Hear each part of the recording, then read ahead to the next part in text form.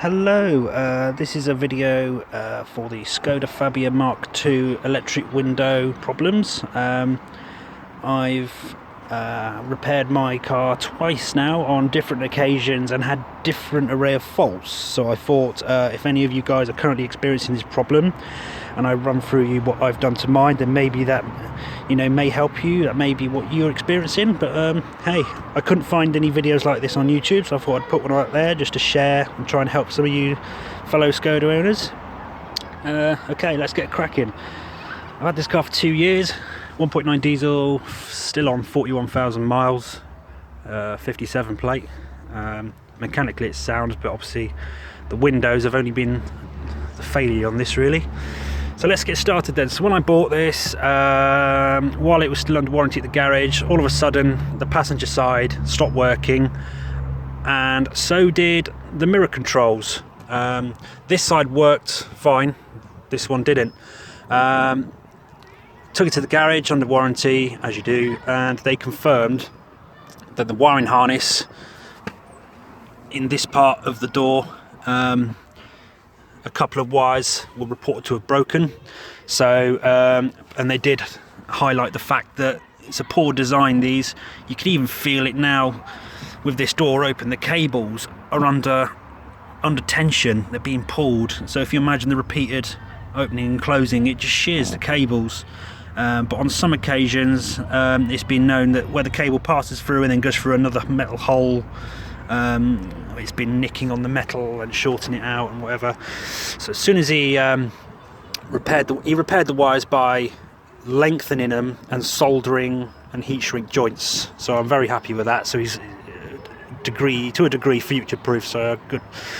That was good of him there. And then all of a sudden, that fixed the problem. So we got the mirror back, got the door back, and shortly afterwards we had the problem with this door. The electric windows stopped working on this door. On this occasion it was a window switch, and you could tell when the switch was faulty. You could actually feel it. On these you've got like a two-stage. You're probably not going to see on the camera. You've got one stage and then a second stage. On this one, in both directions, obviously now it's got two stage, but it was very stodgy and it only had one stage, like half it had burnt out and it felt very stodgy and you could only move it one tick. New door switch at the garage, boom, working fine. Happy days. It wasn't an expensive part either. I think it was less than 15 quid or around that mark, depending where you get it from. So there are two things to try. So on reflection, so one, depending on what side it is, check the door locks work, check the mirror works, because if you've got a doubled issue with door locks and the mirror as well as the window, then you could have a wiring fault. Get it checked out, or have a look if you're competent. And obviously check your window switches, make sure they've got nice positive two stages to them, no sort of stodginess and no single stage going on. So they're the first two suggestions. And more recently, which is the reason I'm now making this video, I've had both windows stop again. But this time I've had no issues with the door locks, I've had no issues with the mirrors. I have read up on forums, there's a lot of reference. One slight clue to this time was the fact when they stopped working, it coincided with sudden very hot sunny weather we've had in southern England.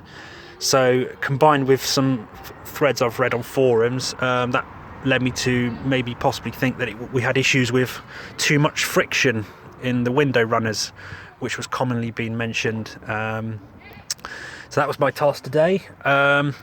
Both my windows were stuck in the up position. So what I did was take these door cards off, they're not too bad. Take this trim off. You have a torque screw there,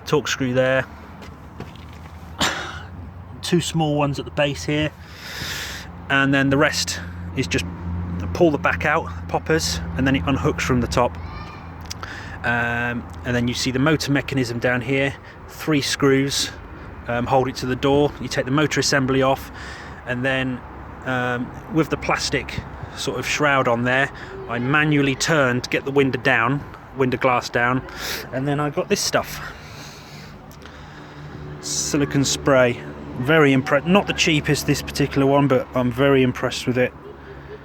And basically I just sprayed that all on the contact patches of the glass, down the bottom there and up there.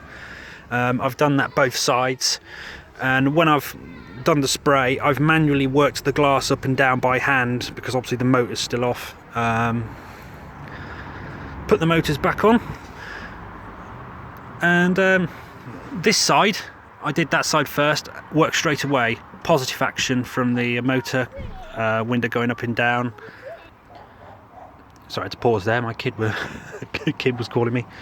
When we did this side, silicone this side, same procedure, still didn't work, which has led me to another issue. So what I discovered, I've got it fixed now, and it was kind of accidental. Right, what it was, I don't know if you can see, that's the wiring harness plugs into there, but this piece is sorry, the camera's not focusing very well. Let me try again. There we go. I don't know if you can see, there's 2 sections of connections. So you've got a cable connection harness going clicking into there, and then this whole block, if you like, this 90-degree block clips in there. Can you see that retainer clip there? So I'm presuming this is a generic window motor, and this is like an adapter for the Skoda Fabia. When I detached this and refitted it to eliminate possible connection issues with pins, bam, worked straight away. So that was another issue I had. So there was obviously a dry joint in one of the pins in this connector here. This one's on and off, so it's not too bad. So there we go. So if I can find my keys.